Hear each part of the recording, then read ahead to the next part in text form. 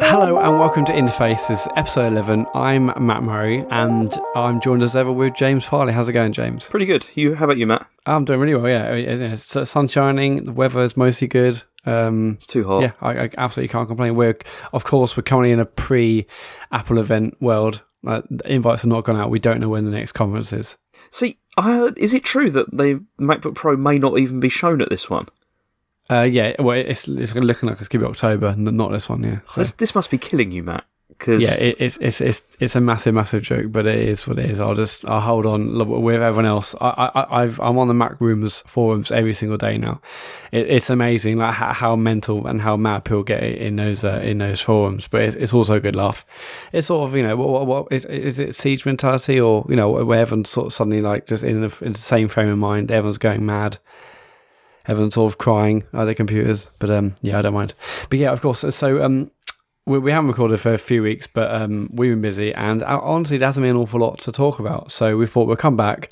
James has made a purchase, and we thought it was absolutely the right time to come back and do another episode. In the next 2 to 3 weeks, there'll definitely be some announcement about the new Apple stuff, even if it's just, I imagine the comments will be in the next 2 to 3 weeks, so we'll almost certainly record another episode then, and almost certainly one afterwards as well, so we may be semi-regular for the next month or so, who knows. There's PlayStation stuff as well. Oh god, yeah, on the 7th of September. In fact, yeah, okay, so this show will be almost daily at one point.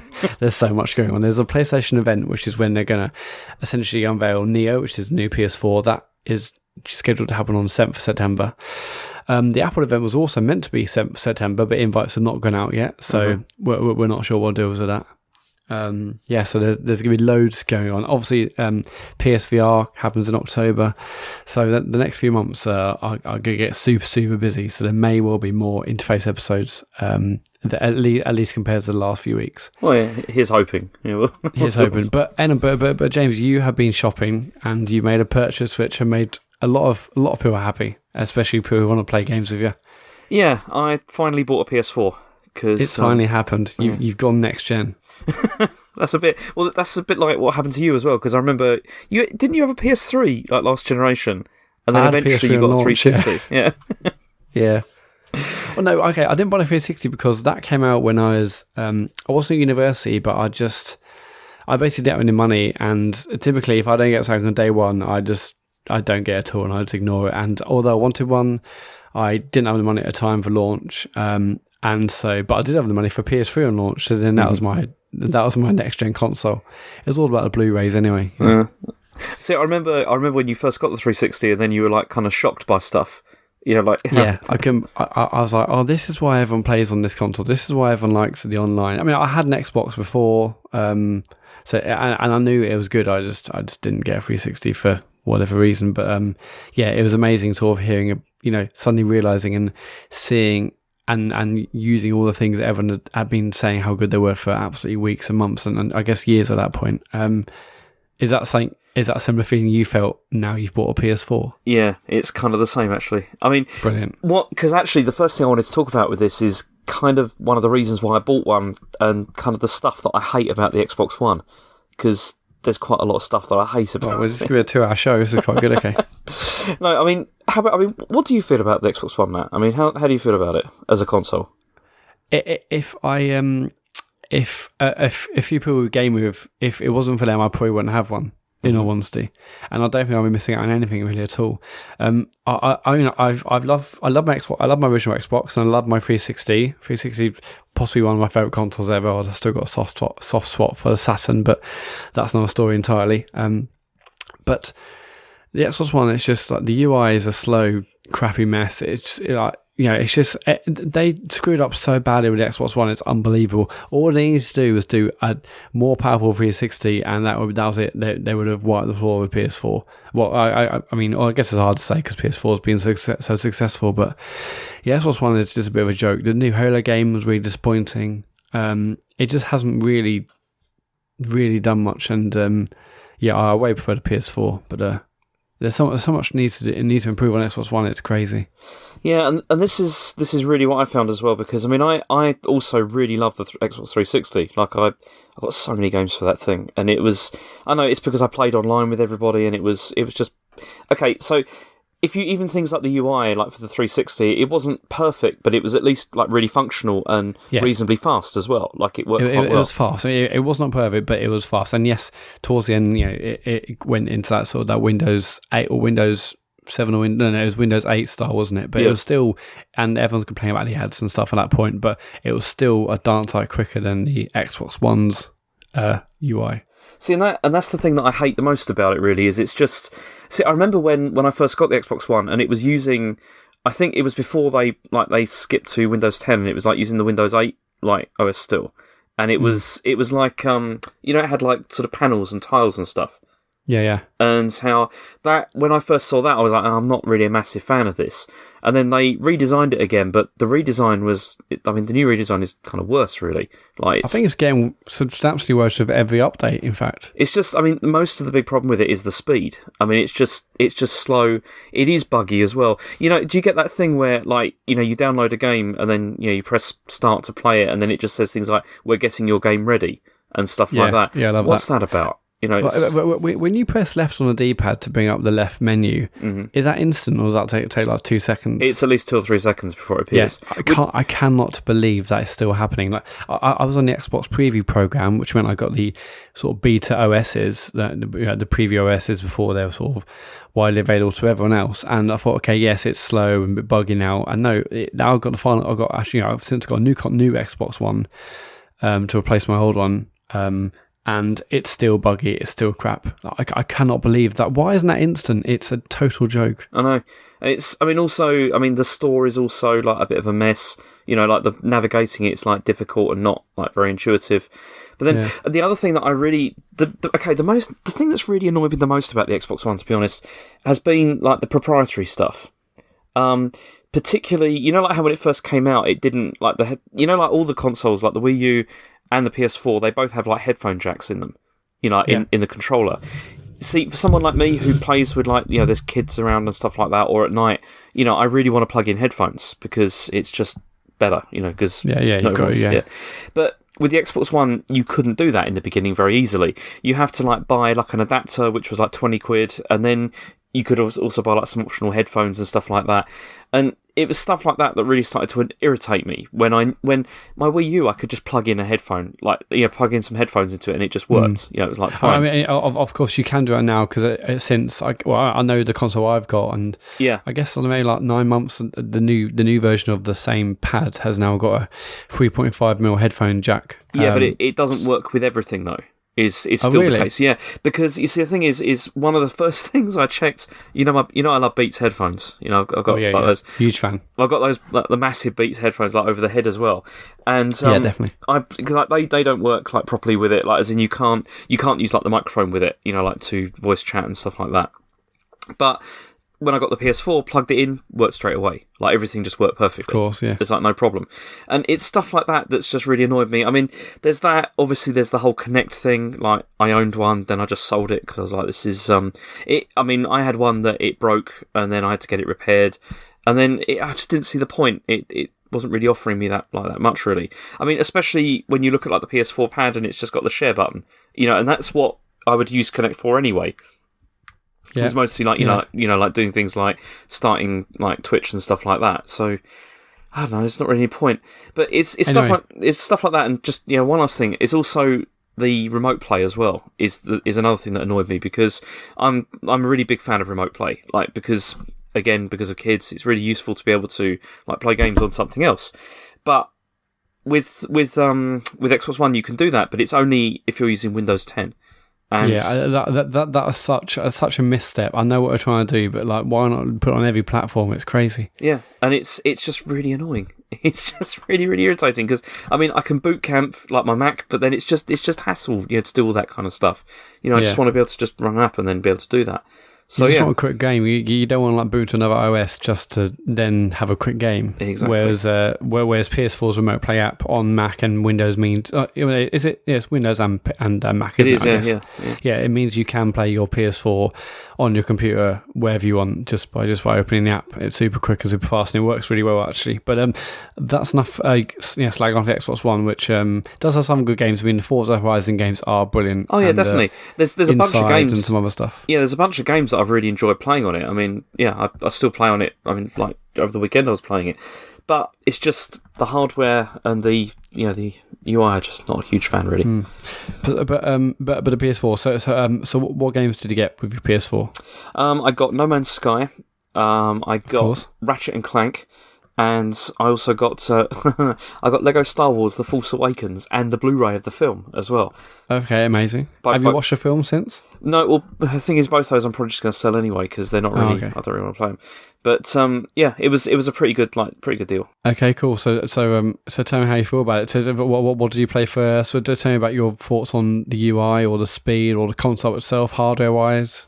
Well, I think it's right. First of all, I'm going to tell you the stuff I like. Because the OS is really great. It's really fast and super responsive, and also it feels mostly like very logical as well. Like you can, it's super simple. Yeah, especially I like the pushing up, and then you immediately get the list of other things you can do, which is like it's just really useful, like the the notifications and stuff. Especially the way that it's kind of like compared with the Xbox One, it is kind of instant. It sort of happens straight away. Yeah, I know if I press up, I'm in that top menu of things where So when we say press up, I'm sure everyone's familiar, but if you're not familiar, the default sort of menu you're on is basically games and apps you've downloaded. If you press up at any point, you open a second line of options, which is things like party chat, friends, notifications, settings, your trophies or your profile, that sort of stuff. So it's really quick and super easy to quickly get to the things you want. And to get to settings, you just press up and hold right, and you're all the way down the other end of the menu to get to settings. I love that. I mean, I never liked the XMB on PS3. I thought that was a bit clunky, but this is. The PS4's UI is really smooth. It's really, really easy to use. It's not filled with adverts. There are like some adverts in one of the sections where you can see what your friends are playing. That it sort of advertises other games and stuff there. But yeah, there's no ads. It's just a very clean, very pure operating system, which I think is still one of the best things about it. Yeah, the advertising is not like too egregious. It's like it's just it kind of fits in with what's there, so it's not so bad. Yeah. I mean, you know my feelings about adverts. not a huge fan. Fan. You want to see them everywhere. But I mean, actually, this is just reminding me of one of the other things that I kind of like about the controller. I haven't used the PlayStation controller for I don't know how long has it been now. It's since 2004, so it's quite a long time. And one of the things I kind of missed about it is the D-pad, because I actually quite like the D-pad placement because. I don't know. I just prefer using it for selecting stuff in menus. Like when you're using about the OS, it feels. Oh yeah, it's great. Yeah, it feels nicer to use the D-pad than it does like a stick. Like on the. Yeah, definitely. Yeah, it doesn't feel like an afterthought like the one on the Xbox One, where clearly you're meant to use the analog sticks, and the analog sticks on the PS4 are great. I think it's the best controller currently, and I've played tons of Destiny and stuff, so there's no issues there at all. But yeah, I love the fact it's got a solid, decent D-pad for menu use and other things like that. Yeah, and it's like, I mean, Nintendo consoles still have like really good D-pads, and Sony still does as well, but Microsoft just, obviously they don't seem that bothered because the Xbox One one's still terrible. I mean, the one on the 360 was really bad, and it's not really any better, I don't think. I quite like that 360 pad. I had the silver one where you can sort of flip the D-pad. Mm-hmm. I quite like that one. You know what I mean? Where you can sort of like turn it and twist it and it goes. You could rotate it and it sort of like came out, didn't it, or something? Yeah. I love that, yeah. That's pretty good. No, I never used one of those. But there's that. I mean, the other thing that I really like is obviously the remote play, and it's awesome and it works like on my Mac properly, which is great. Although I had to really discipline myself because you see, I go to work and I put my controller in my bag. And I tried it from work. I can't believe you're doing that already. I tried it from work and it worked. I was playing No Man's Sky. Fortunately, there's no one around at the time, and I was like, where were you playing, in like the library or where? Yeah, this is in the library. Yeah, so you just have to sort of position yourself so no one can see your screen. Well, it's the summer, so it's the summer, so it's mostly students aren't around, so it's okay. And but it still was like I've got like reports to write and things, and I was just like, I just want to get this hyperdrive fixed. And it's But I guess even if they can't see your screen, they'll see you just like sitting back with a controller, so they clearly know you're not doing a report. I was trying to do it discreetly. I had the controller under the table, and then I was just like, looking at it. But Pretty like a right state. But no, I've not done that again, and I definitely won't do that again because that was terrible.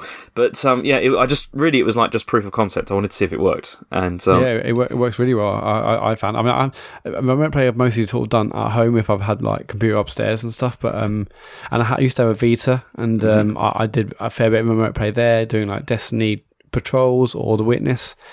I didn't do it that much, but if Apple ever release a new laptop ever again, and I am out with my pad, I'll certainly give it a go. But speaking about the pad, what do you think about the pad generally?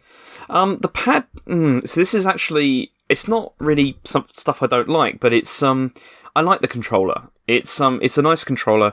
I like like the touchpad kind of thing they've added, but I don't. Is there any games that use it?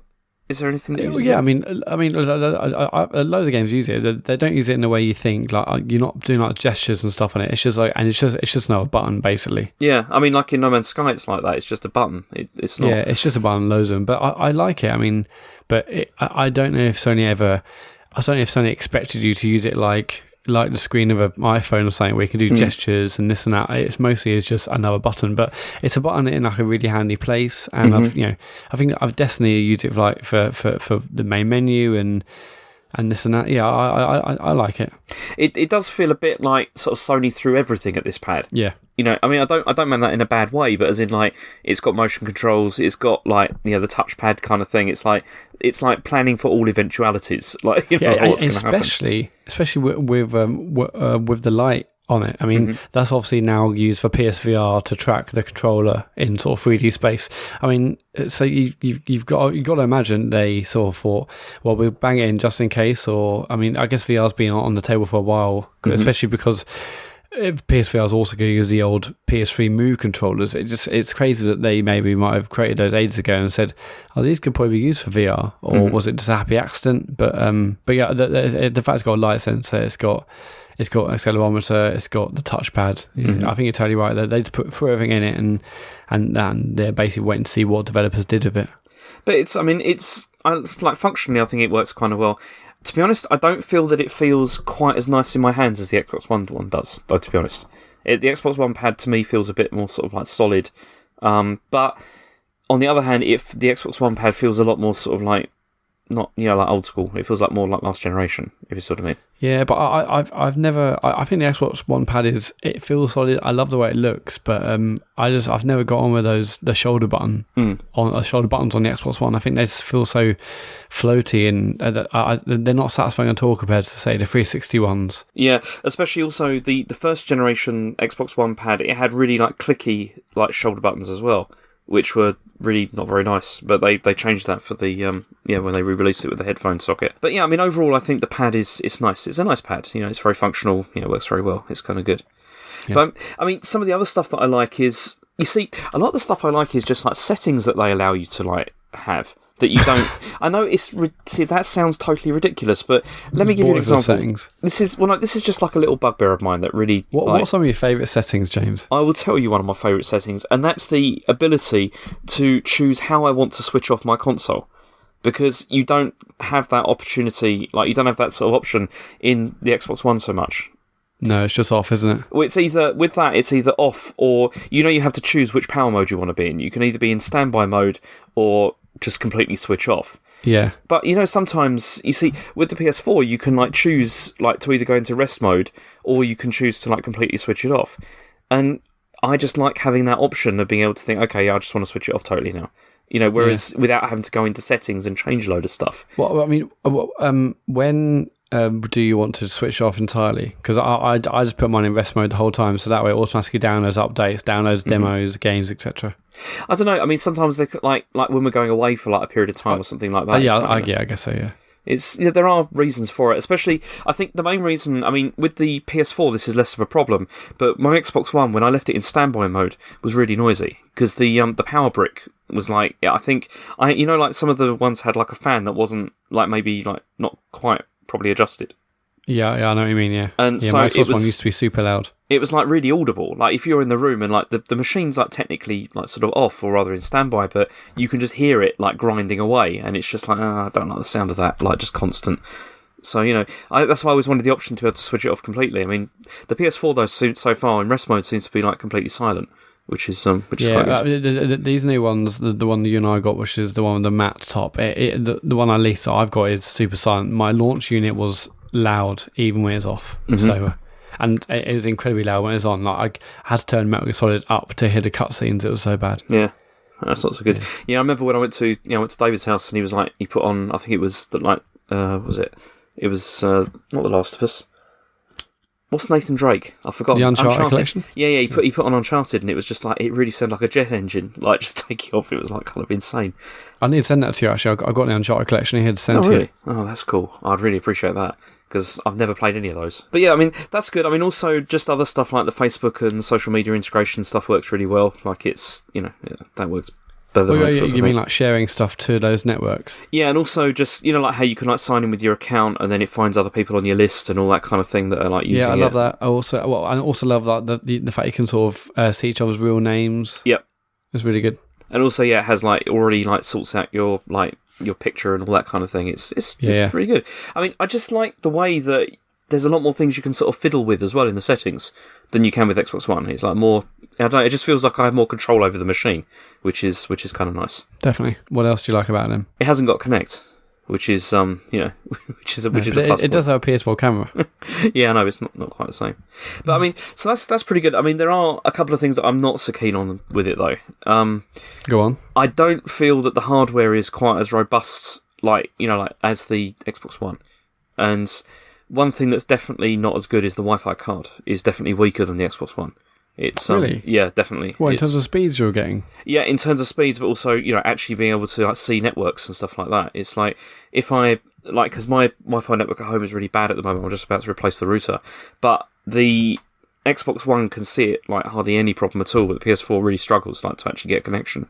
So that's strange. I've never heard about that sort of issue, but yeah, okay, weird. And I just think, I don't know, I just feel like the matte one that we've got, it feels like, I don't know, I just think it looks a bit cheap. I still think that. It definitely does look cheap because the launch one had they had a glossy top and it felt like an expensive bit of kit. As well. I hate that term, but it did look like an expensive bit of kit. And but this new one that we've got, which is like the slightly newer model, it's the basically same spec, but a couple of things slightly changed. But it definitely feels cheap. Yeah, definitely. Yeah. And also, I mean, the only other thing is that, the store. How do you feel about the store on there? I think it's good. In all honesty, I rarely go because I pretty much do all my PS Plus purchases through the web store. Uh-huh. I just log in, I just buy them all, and then download the PS4 if I need to. Mm-hmm. I might go to one on the actual console if I've got a code to redeem or something, but but generally I do everything through the app, through the phone app, or through the website. Yeah, I think that's probably the way to go because I just found it on the machine to be a bit sort of sluggish and not very easy to navigate. Yeah. But again, even that's easier on Xbox. On Xbox, I thought, okay, I'll start downloading the games with gold things every month because I never do. Whereas PS Plus, on the day they come out, go to store, buy them all, download them all, not. I get them all. It's done in 30 seconds. It's great. Xbox, I thought, okay, I'll try and do that. Went to the store. It's hard to find games with gold. You couldn't just click buy. You had to go to one, view the store page, find it. And it felt like even that I felt like a total nightmare. Whereas, yeah, the PlayStation Store just go every day. Same URL, log in, click the little shopping cart logo, click that for all the games. Go to cart. It's just so much easier. So much easier. Yeah, I completely agree. It's a lot better with that. I mean, overall, I just feel the machine feels really well thought out. Is the thing, and it kind of feels to me like they built a more modern 360. Yeah, which was it totally does. And it's designed for games, whereas the Xbox One really feels like it was just designed to fit Windows 10. What they were trying to do with that. It doesn't feel like they were trying to make a games console. What it feels like to me is that Sony said, okay, what all the things that the 360 is really good at because the 360 absolutely destroyed the PS3. I mean, the PS3 was the more superior console in terms of sort of spec. It is more expensive, but it also it had a Blu-ray player. It had much more graphical grunt than the 360, but you rarely saw that because it's a nightmare to code for apparently, and it was just it had like a really poor online offering, and it's a bit poor overall really. But it feels like Sony said, okay, what all the mistakes we made, and what makes 360 so good, and then they basically built that, and the result is the PS4. Mm-hmm. I mean, the two have switched so badly. The Xbox One feels like the PS3 from last gen, whereas PS4 it's just simple. It's just the games. It's easy to start parties. It's easy to do loads of stuff. It's just I think the PS4 is a great console. Yeah. Well, they're saying that I haven't played it online yet, so I don't know.